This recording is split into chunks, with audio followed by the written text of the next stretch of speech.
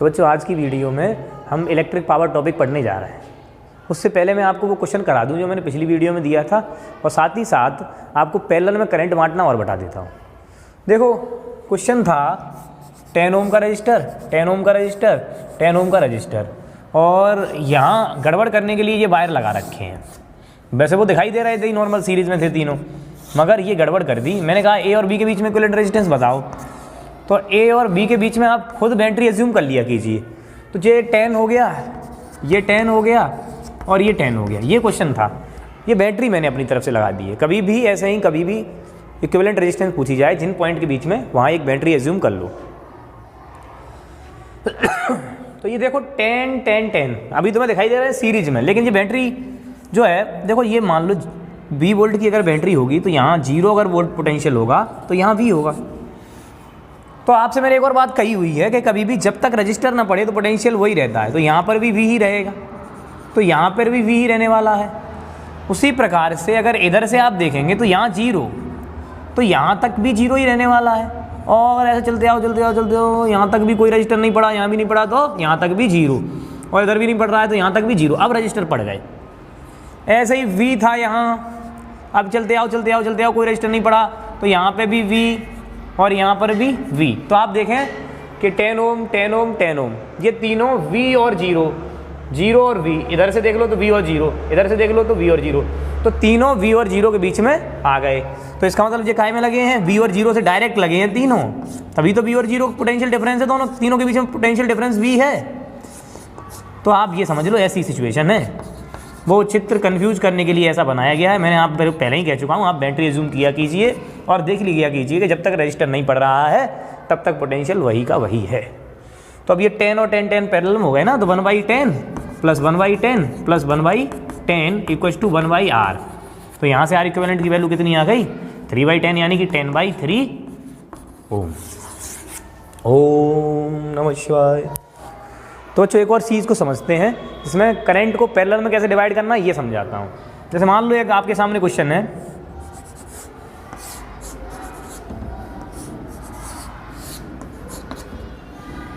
यहाँ मान लो 10 ओम का रजिस्टर लगा हुआ है, यहाँ 5 ओम का, यहाँ 10 ओम का रजिस्टर लगा हुआ है, यहाँ से 3 एम्पियर करंट भेजा गया। आपसे कहा गया इन 10 और 5 ओम का कितना करंट जाएगा। मान लो ये ऐसे आगे निकल गया है, XY उससे कुछ फर्क नहीं पड़ने वाला। आपसे ये पूछा गया 3 एम्पियर टोटल करंट यहाँ से जा रहा है, तो इन दोनों में होकर कितना करंट जाएगा। जब भी ऐसी सिचुएशन आए, आप अज्यूम कर लो कि पाइप में पानी जा रहा है और जहाँ रेजिस्टेंस ज़्यादा, उसका मतलब वो पाइप पतला, वहाँ पानी कम जा पा रहा है, और जहाँ रेजिस्टेंस कम वहाँ आसानी से जा पा रहा है। तो आपको ये नॉर्मली समझ में आ जाएगा कि 5 ओम होके करंट जो है वो ज़्यादा जाएगा और 10 ओम के कम जाएगा। अब आप फॉर्मूले से देख लो कि ये दोनों पैरेलल में हैं जी। अगर ये पैरेलल में है तो जो पोटेंशियल यहाँ होगा इनके बीच वही यहाँ होगा। मान लो इधर करंट I1 जा रहा है और इधर करंट I2 जा रहा है, तो दोनों का मिलाकर के I1 प्लस I2 कितना जाएगा, 3 ampere. Then I1 plus I2 is equal to 3 ampere. और यहाँ के बीच में पोटेंशियल और यहाँ के बीच पोटेंशियल बराबर है, तो फिर ओम लॉ लगा दो। Ohm's law 10I1 equals to 5I2, V बराबर IR। तो यहाँ पोटेंशियल वही यहाँ, तो 10I1 यहाँ का पोटेंशियल हो गया, V इक्वल्स टू IR से, वही यहाँ हो गया 5I2। तो अगर आप देखेंगे 5 से 2 टाइम्स कैंसिल कर दो, तो I2 is equal to 2 times I1 स्वाहा। I2 की वैल्यू 2 टाइम्स I1 है, यहाँ पुट कर दो वापस, तो I1 plus 2 times I1 equals to 3 ampere. Then 3I1 equals to 3 ampere. Then I1 equals to what, 1 ampere. अगर I1 1 एम्पियर आ गया तो I2 कितना आ गया बच्चों, I2 आ गया आपका 2 एम्पियर। तो आपको जैसे मैंने कहा था कि जहाँ रेजिस्टेंस कम वहाँ करंट ज़्यादा, तो देख लो I2 ज़्यादा आ गया कि नहीं, 2, और I1 कम आ गया 1। ओबियसली इसको आप एक बात और समझो कि जनरलाइज अगर मैं करूँ तो आपको मालूम है V इक्वल्स टू IR है, तो यहाँ पैरेलल में क्या I1 R1 बराबर I2 R2 हो जाएगा। बिल्कुल सर, क्योंकि यहाँ I1 R1 उतना ही यहाँ I2 R2, पोटेंशियल तो बराबर है ही। तो अब देखो क्या मैं लिख सकता हूँ, I1 upon I2 is equal to R2 by R1। मतलब I2 को इधर लाओ, R2 को उधर ले जाओ, तो आप देख लो I1 अपॉन I2 का जो रेशियो आएगा वो R2 बाई R1 के बराबर आएगा, मतलब ये R2 और ये R1 है, तो यानी किसके बराबर आएगा, 5/10 के बराबर आएगा। तो I1 अपॉन I2 का रेशियो आप लिख देंगे 5/10, मतलब 1/2, यानी कि टोटल करंट अगर 3 एम्पियर है तो जितना इसमें जाएगा उसके डबल इसमें जाएगा। अब है 3 तो एक इसमें गया, 2 इसमें चले गया, हो गया डबल। तो लॉजिकली भी आपको ये समझ में आ जाता है, मगर कंसेप्चुअली बात क्या है, पैरेलल में पोटेंशियल सेम रहता है। अगला एक क्वेश्चन के साथ और बात कर रहा हूँ। चलो अगले क्वेश्चन में क्या करते हैं कि ऐसे 3 ले रहे हैं पैरेलल में। 3 अगर मैंने ले लिए तो बच्चों आप ये समझो कि मान लो कि यहाँ से आपने 5 एम्पियर करंट भेजा, यहाँ 5 ओम का रजिस्टर लगा हुआ है, यहाँ 5 ओम मान ले, यहाँ 5 ओम मान लीजिए, और यहाँ पे 10 ओम मान लीजिए। तो अब पूछा जाए कि अब इन तीनों में मिलाकर करंट कितना जा रहा होगा। फिर से आप वही चीज़ अज्यूम करें, आपको मालूम है कंसेप्ट के पैरेलल में पोटेंशियल सेम। मान लो इधर करंट I1 गया, इधर I2 गया और इधर I3 गया, तो टोटल कितना है 5। तो I1 plus I2 plus I3 की वैल्यू कितनी आ जाएगी बच्चों, 5। अब आपको मालूम पोटेंशियल सेम, तो एक तो इक्वेशन ये मान लो, और एक यहाँ से लिख सकते हैं 5 टाइम्स I1, पोटेंशियल यहाँ का वो इसके बराबर है, यानी कि 5 टाइम्स I2 के बराबर है। और वही पोटेंशियल तीसरे में भी है, पैरेलल में तो पोटेंशियल सेम ही है, वो हो जाएगा 10 टाइम्स I3 के बराबर। तो अगर मैं पहली इसको एक बराबर कर लूँ, एक बार इसको बराबर कर लूँ, चाहो तो पहली और तीसरी को बराबर कर लूँ, तो यहाँ से पहली और दूसरे को बराबर करते ही I1 बराबर आ जाएगा I2, और इन दोनों को बराबर करते ही I2 बराबर आ जाएगा 2 टाइम्स I3, यानी कि I3 की वैल्यू बच्चों लिख सकते हैं I2/2। तो एक तो आपको मालूम पड़ गया कि I1 की जगह लिख सकते हो I2, और एक I3 की जगह लिख सकते हो I2/2। तो अगर तुम इक्वेट कर दोगे तो ये हो जाएगा I1 की जगह I2, और I2 तो I2 है ही, और I3 की जगह लिख दो I2/2, और कुल मिलाकर के 5। तो ये हो गया 2 + 1/2, यानी कि 5/2। I2 = 5, देन I2 की वैल्यू जो आ गई बच्चों वो आ गई 2 एम्पियर। अगर I2 2 एम्पियर आ गया है तो I1 भी 2 ही हो गया, दोनों को बराबर वैल्यू है, तो I1 कितना आ गया 2 एम्पियर। ऐसे ही I3 कितना आ गया 2/2, यानी कि 1 एम्पियर। तो बच्चों क्वेश्चन, ऐसा क्वेश्चन तो तुम्हें 10th लेवल पर बहुत ही कम पूछे जाने के चांसेस होते हैं। 2 ही भागों में पैरेलल में जनरली करंट डिवाइड करवाया जाता है, कंसेप्ट सेम में। 3 क्या तुम 4 में करवाया जाता तो थोड़ा लेंथी तो हो जाता, बात तो सेम ही है, बात सेम ही रहती है, कंसेप्ट तो कभी नहीं बदलते। इसलिए आप कंसेप्ट को पकड़ें और ऐसे क्वेश्चन ट्राई करते रहें। अब मैं आगे आपको इलेक्ट्रिक पावर के बारे में बता रहा हूँ, ये नोट कर लें। तो बच्चों अगली बात मैं आपके सामने करने जा रहा हूँ इलेक्ट्रिक पावर। इलेक्ट्रिक पावर से पहले आप साधारण पावर शब्द को समझो। पावर नाम से समझ में आता है शक्ति। अब ये समझो वर्क के द्वारा, जैसे मान लो कि ये एक कमज़ोर इंसान है, इस कमज़ोर इंसान से मैं 100 किलो वजन उठवा करके इतनी दूर रखवाऊँ 5 मीटर, तो ये गिरता पड़ता इसने रख दिया 5 मीटर दूर, और वही 5 मीटर दूर मैं इस मजबूत इंसान से रखवाऊँ तो ये तुरंत रख देगा। अब इन दोनों में काम किसने ज़्यादा किया, दोनों ने बराबर काम किया। काम क्या, ये वजन उठाने में जो फोर्स लगाना था फोर्स उतना ही है, डिस्प्लेसमेंट उतना ही हुआ, मगर आप गौर करें कि यहाँ दोनों सिचुएशन में टाइम अलग अलग लगा है। पावर वही चीज़ बताती है। आप समझें कि सेम वर्क अगर टाइम ज़्यादा लग रहा है तो पावर कम है। जैसे कि ये कमज़ोर इंसान ज़्यादा समय में रख पा रहा है, इसकी पावर कम है, और वही सेम वर्क अगर कम टाइम में हो जाता है तो पावर ज़्यादा है।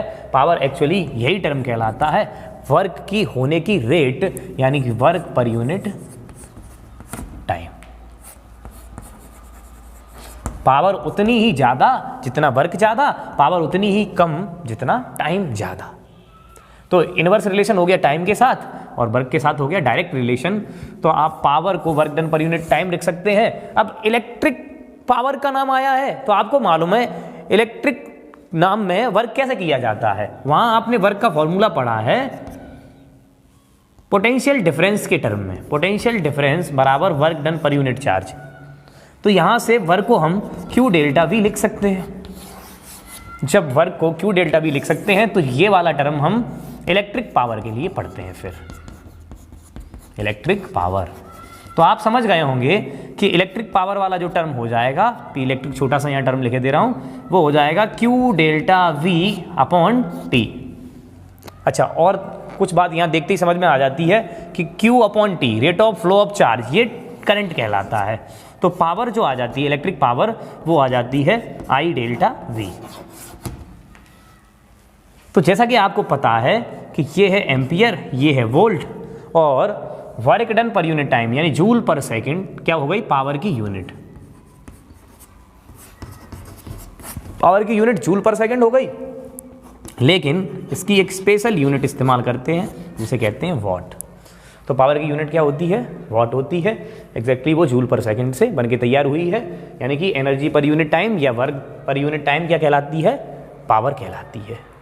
यूनिट वॉट है, कुछ और यूनिट भी है ज़्यादा इस्तेमाल करते हैं, जैसे कि हम करते हैं किलोवाट, वाट का ही बड़ा रूप जो कि है 1000 वाट के बराबर। और एक और यूनिट जिससे ज़्यादा इस्तेमाल में कभी कभी लिया जाता है वो है हॉर्स पावर, और जिस हॉर्स पावर 1 हॉर्स पावर की वैल्यू होती है 746 वाट के बराबर। तो ये दो यूनिट हैं, कॉमनली यूज़ में मिल जाती हैं कभी कभी। आपको बस मेन वॉट वाली यूनिट पर ध्यान देना है। इस चैप्टर में ज़्यादातर किलोवाट वाली यूनिट का भी इस्तेमाल चलेगा, क्योंकि तुम्हारी ज़्यादातर इलेक्ट्रिकल अप्लायंसेस होंगे वो ज़्यादा एनर्जी खा रहे होंगे, तो छोटी यूनिट से काम न चल के बड़ी यूनिट का यूज़ करना पड़ता है। अब फॉर्मूले एक P बराबर I डेल्टा V ही नहीं है। गौर करें जरा बात पे, आपने पढ़ा हुआ है Ohm's law, V equals to I R या delta V equals to I R. तो आप डेल्टा V की जगह पे आई आर लिख सकते हैं। तो ये पावर का फॉर्मूला हो जाएगा I इंटू आई आर, यानी कि पावर जो आपकी हो जाएगी वो हो जाएगी I स्क्वायर R। तो आपका एक फॉर्मूला बन गया I डेल्टा V और एक बन गया I स्क्वायर R। इसी प्रकार से आप I की जगह लिख सकते हैं delta V by R, Ohm's law से ही। तो ये पावर का एक और फॉर्मूला बन जाएगा। यहाँ पर I की जगह पे आपने जैसे ही रखा डेल्टा V बाई आर, तो ये डेल्टा V का स्क्वायर हो जाएगा। तो ये हो जाएगा आपका delta V square by R. Delta V ना लिख के जनरली किताबों में V स्क्वायर बाई आर ही लिख दिया जाता है। पोटेंशियल डिफरेंस या पोटेंशियल एक ही तरीके से डिनोट कर दिया जाता है। और पावर का भी फॉर्मूला ऐसे ही लिखा मिल जाता है, पावर बराबर IV। ये एक्चुअली पोटेंशियल को बता रहा है और ये करंट को बता रहा है। अब सर इतने ज़्यादा फॉर्मूले आपने लिखा दिए, एक ही फॉर्मूला आपको ध्यान रखना है IV। उसी के ओम्स लॉ के यूज से एक बार V equals to I R लगा देना, एक बार I equals to V by R लगा देना। इसे इतने ज़्यादा याद रखने की जरूरत नहीं, लेकिन कॉमनली कभी कभी आपको यूज करते रहोगे तो इसका डायरेक्ट यूज और इसका डायरेक्ट यूज और इसका डायरेक्ट यूज आपको समझ में आने लगेगा। जैसे मैं तीनों के लिए एक अलग अलग एग्जाम्पल के द्वारा तीनों का यूज आपको बताता हूँ। तो बच्चों पावर के आपके पास 3 फॉर्मूले हो गए यूज़ करने के लिए। कौन सा कब यूज़ करना है इसे ज़रा समझ लीजिए।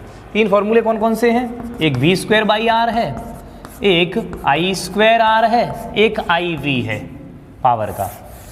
तो ये फॉर्मूला था, इसको ओम्स लॉ की मदद से ये दोनों हमने बना लिए हैं। अब इनको यूज़ कैसे करना है उसे समझें ज़रा।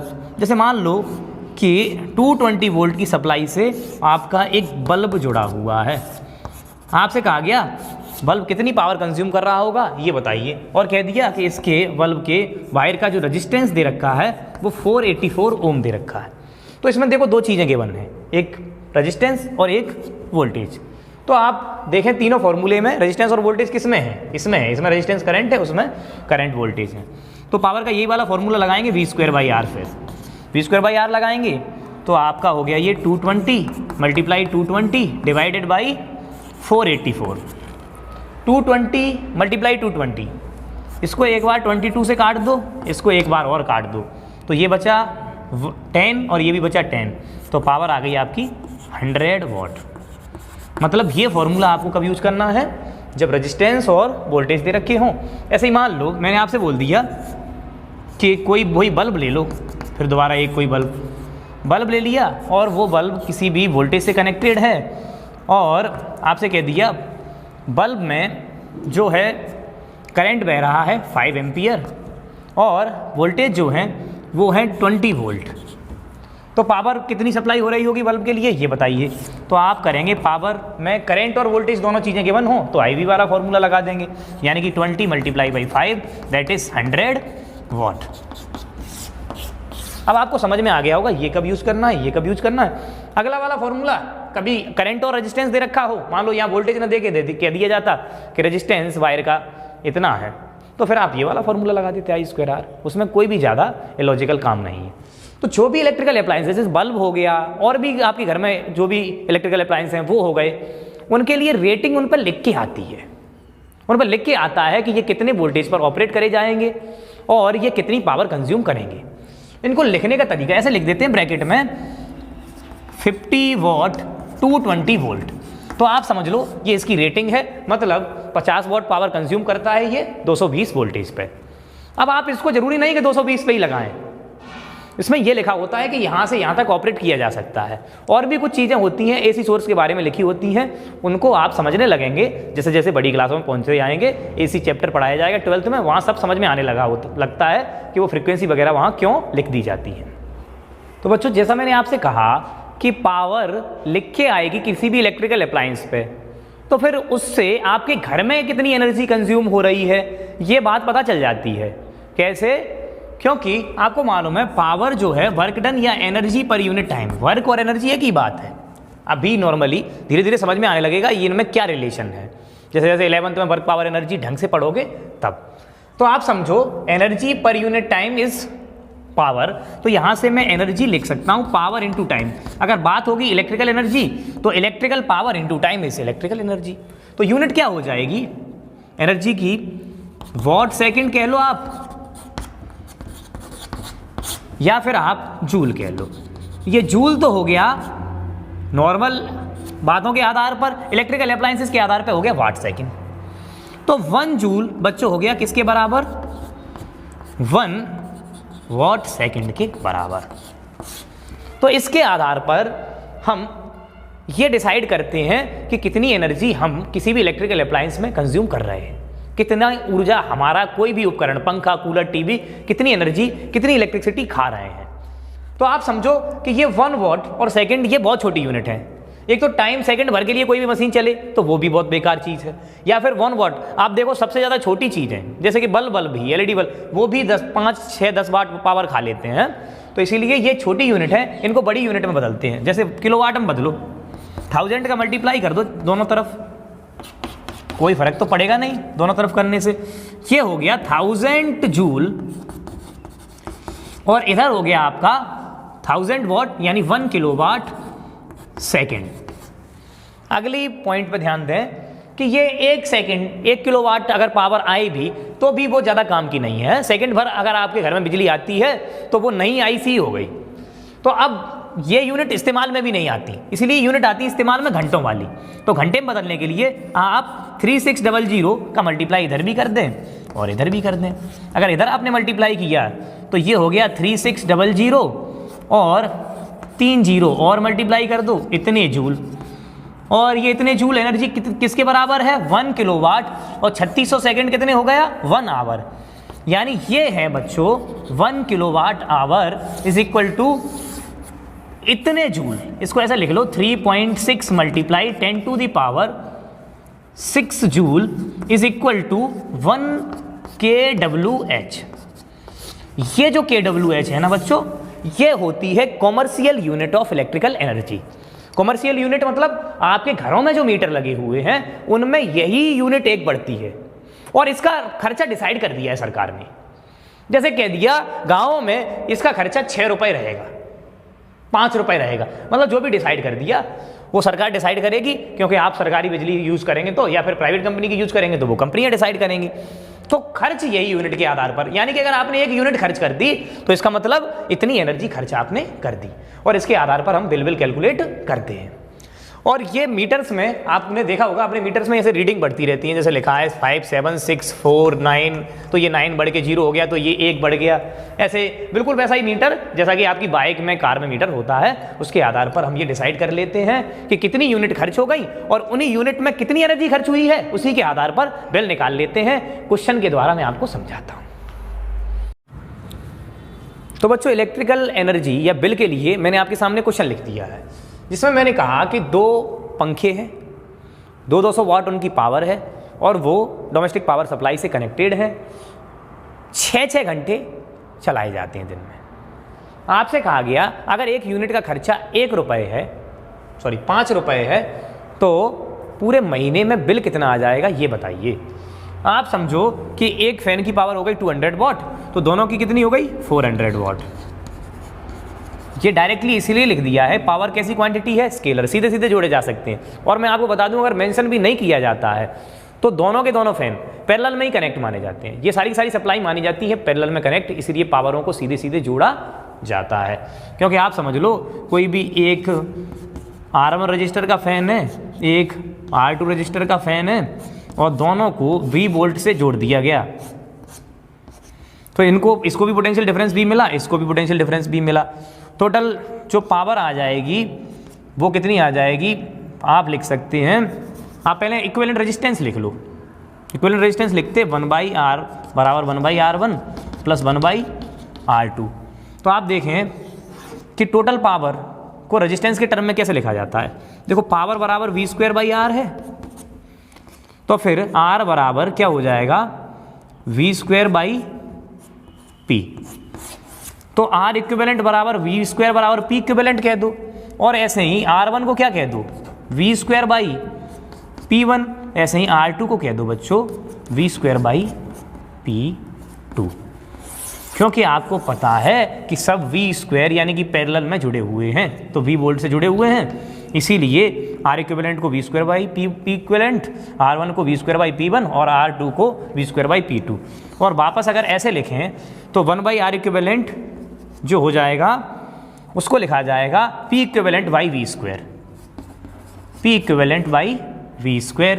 ऐसे ही 1/R1 को P1/V², तो ये हो जाएगा P1/V² प्लस ऐसे ही ये हो जाएगा आपका उल्टा होकर के P2/V²। आपको मालूम है कि V² ये B2 नहीं V² क्या है, कॉमनली ये काटे जा सकते हैं क्योंकि डिनोमिनेटर सेम है सबका। तो P इक्विवेलेंट क्या आ गया P1 प्लस P2।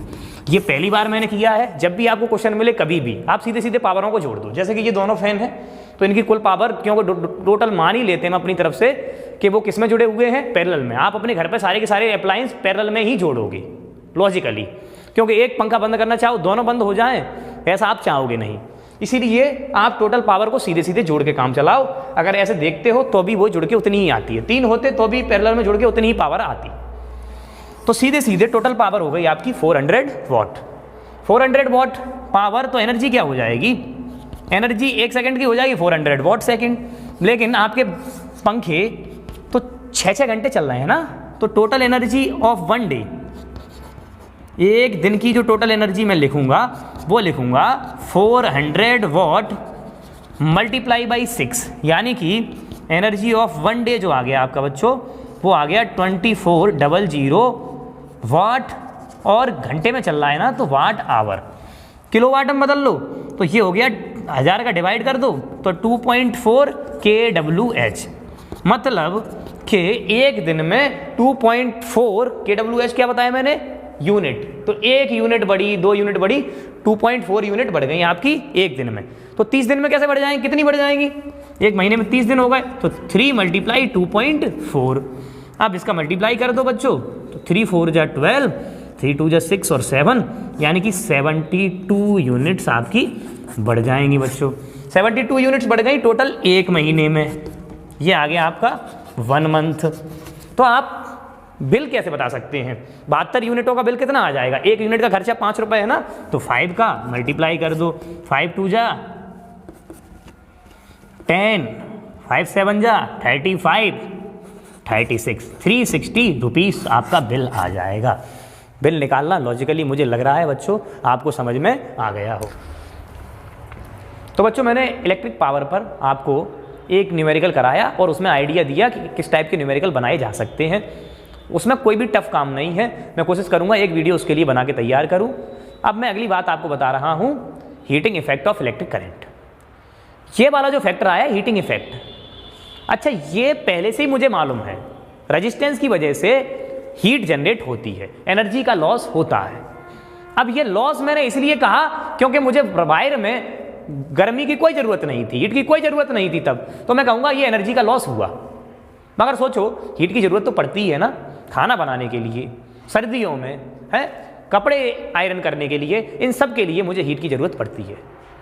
क्या अगर गौर करो कि ये जो तार अपने आप गर्म हो रहा है, कहीं अगर ये ज़्यादा गर्म हो जाता तो मुझे, क्या मैं इसी की मदद से खाना भी बना लेता, इसी की मदद से मैं कपड़े आयरन भी कर लेता, करता भी हूँ। आप ये देखते हैं ना, हीटर वीटर होते हैं वो सब इलेक्ट्रिसिटी से चल रहे हैं, माइक्रोवेव ओवन चल रहे हैं, और भी बहुत सारी मशीन चल रही हैं, आप प्रेस करते हैं वो भी चल रही है ना, ये सब किससे चल रही है? इलेक्ट्रिसिटी से। क्यों? क्योंकि आपको पता चल गया है कि रेजिस्टेंस हीट लॉस करता है, तो मैं ये कोशिश करूंगा ऐसे वायर बनाने की या फिर ऐसे मटेरियल बनाने की जिनका रेजिस्टेंस ज़्यादा हो। मगर ये बात भी मैं ध्यान रखूंगा कि रेजिस्टेंस ज़्यादा ऐसा तो लकड़ी का है, मगर वो इलेक्ट्रिसिटी को कंडक्ट भी कर पाए। और दूसरी चीज़ ये भी ध्यान रखूंगा रेजिस्टेंस ज़्यादा होने के साथ साथ कि कहीं उसका मेल्टिंग और बॉइलिंग पॉइंट कम तो नहीं, क्योंकि अगर ये दोनों में से एक भी चीज़ कम हो गई बच्चों, तो क्या होगा कि जैसे ही हीट पैदा होगी तो क्या हो जाएगा, तुरंत की तुरंत वो पिघल जाएगा, मेल्टिंग पॉइंट कम है। इसीलिए हम कुछ एलॉयज बनाते हैं जैसे नाइक्रोम, तो ये मिला जुला करके बनाया जाता है। जैसे कि नाइक्रोम बनेगा निकिल, क्रोमियम, मैग्नीज और आयरन से मिला करके। तो ऐसे मटेरियल्स, इनका क्या है, मेल्टिंग और बॉइलिंग पॉइंट, मेल्टिंग पॉइंट से ये भी मतलब है, तो ये बहुत हाई है, तो ये एकदम से पिघल के खत्म नहीं होते, तो ज़्यादा रेजिस्टेंस भी ज़्यादा है, तो हीट भी ज़्यादा पैदा कर लेते हैं और पिघल के खत्म भी नहीं होते।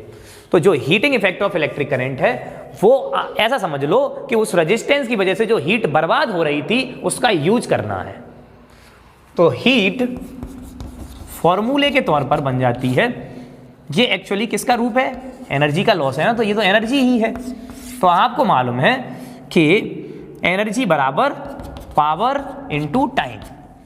पावर के फॉर्मूले क्या थे? v²/r और इंटू टाइम। तो एनर्जी का एक फॉर्मूला हो गया v²/r इंटू टाइम। इसी प्रकार से आपको मालूम है एनर्जी पावर का एक फॉर्मूला क्या है? VI है, तो एक फॉर्मूला हो गया टाइम का मल्टीप्लाई करके एनर्जी का क्या? VIT। और ऐसे ही एक और फॉर्मूला आपको मालूम है पावर का I²R है, तो उसी प्रकार से एनर्जी का एक और फॉर्मूला हो गया I²RT। क्योंकि ये सारी की सारी एनर्जी हीट एनर्जी हैं, क्योंकि टोटल एनर्जी हीट में बदल रही है, इसलिए जो हीट का फॉर्मूला हो जाता है वो v²/RT या फिर VIT या फिर I²RT हो जाता है। एक्चुअली आपको धीरे धीरे और बड़ी क्लासों में जाओगे तो पता चलेगा, जैसे कि किसी भी कंडक्टिंग वायर में कैपेसिटर से कनेक्ट कर दो या फिर किसी और सोर्स से कनेक्ट कर दो, तो आधी एनर्जी हीट के फॉर्म में लॉस हो जाती है। लेकिन अभी तक हम ये मान रहे हैं कि जो भी एनर्जी कन्वर्ट हो रही है पावर की वजह से वो 100% हीट के फॉर्म में कन्वर्ट हो रही है। इसीलिए जो टोटल एनर्जी का फॉर्मूला बन गया है v²/RT, VIT एंड I²RT बन गए हैं। अभी देखो इन फॉर्मूलों का यूज कैसे करना है, एक क्वेश्चन के द्वारा समझाता हूं। यूनिट का तो पता चल ही गया होगा, क्या हो गई? जूल। एनर्जी है तो यूनिट जूल।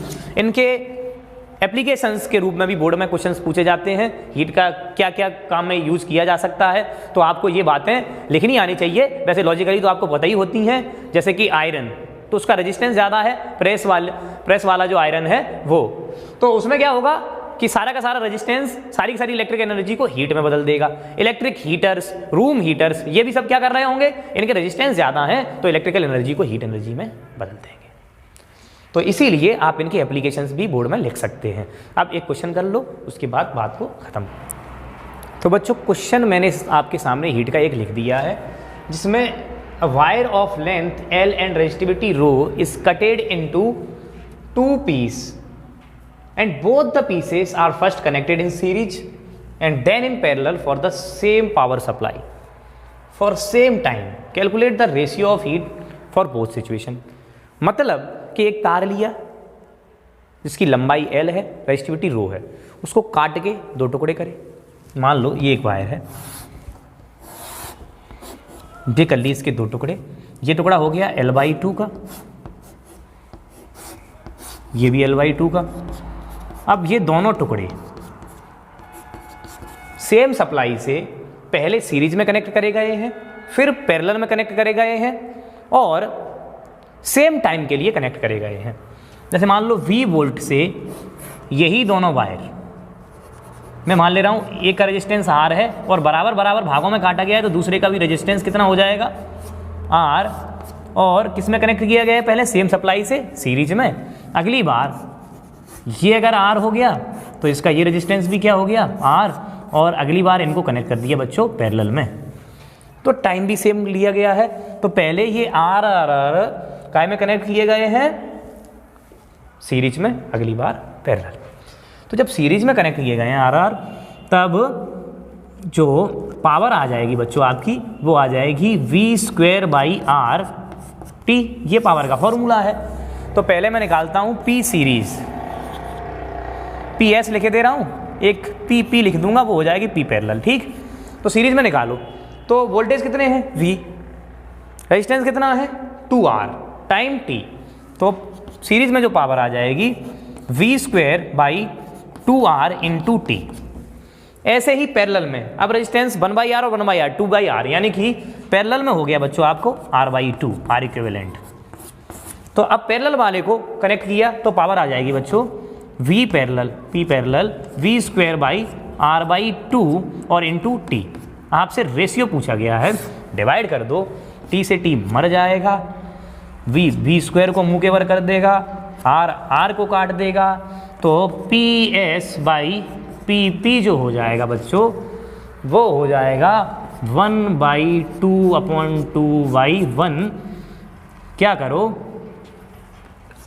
उल्टा करके लिख लो, तो PS/PP कितना हो गया 1/4। ये आ गया आपका रेशियो। क्या बात क्लियर है? तो ये रेशियो आपका आ गया 1/4। तो ये मैंने एक क्वेश्चन आपके लिए हीट का लिया। इसी के साथ ये टॉपिक समाप्त, उसी के साथ ये इलेक्ट्रिसिटी चैप्टर के एक एक टॉपिक को मैंने समाप्त किया है।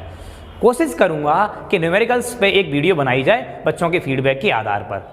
आपसे उम्मीद करूंगा कि आप सारी की सारी वीडियो स्टेप बाय स्टेप देखेंगे। 15 मई को बोर्ड के एग्जाम से पहले मैं कोशिश करूंगा कि ये सारे के सारे चैप्टर में कवर करा पाऊँ। आप केवल प्रॉपर तरीके से पेन और कॉपी के साथ नोट्स के साथ देखेंगे तो अभी भी इतने समय में ही, आज जो मैं वीडियो बना रहा हूँ 4 मार्च को, उससे 15 मई तक उतने समय में ही मैं ये कंप्लीट टास्क कर लूँगा अपना। और उसी के साथ आप बोर्ड के लिए ये गारंटी मान लीजिए कि फिजिक्स में से आपका कोई भी क्वेश्चन या फिर कोई भी ऐसा पोर्शन नहीं आ सकता जो आपको बोर्ड में पता ही न चले। बस आप पढ़ाई ढंग से करते रहें और ईमानदारी के साथ काम करते रहें। All the best.